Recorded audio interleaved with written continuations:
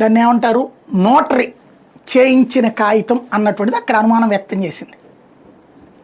Notary చేయించిన కాగితం అన్నటువంటిది. అప్పుడు ఆ లాయర్ని కూడా మాట్లాడాలిగా, మాట్లాడాలంటే కాగితం ఉండాలిగా, ఏ లాయర్ నోటరీ చేశాడనేది. ఈ రోజు వరకు ఆ నోటరీ ఎవరో బయటపడలా.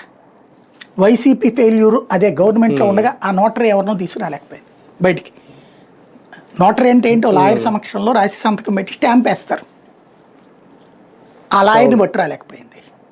మేబీ రేపు ఇప్పుడు ముందు బయటికి పెడితే వీళ్ళు ఏమన్నా ఇన్ఫ్లుయెన్స్ చేస్తారు నాగి, రేపు కోర్టులో వాదనల టైంలో ఏమన్నా బయటకు తెస్తారేమో ఆయన్ని. అది కూడా ఉండొచ్చు. లాయర్ నేనే నోటరీ చేశానంటే వాళ్ళ దగ్గర కూడా డాక్యుమెంట్ ఉంటుంది. అయిపోయా అప్పుడు అందుకోసం కేసు కొట్టేయడానికి ఆ కాన్సెప్ట్లోనే వెళ్ళచ్చు. బేసిక్గా ఇక్కడ ఆ డాక్యుమెంట్ లేకుండా ఈ కేసు ఇన్వాలిడ్.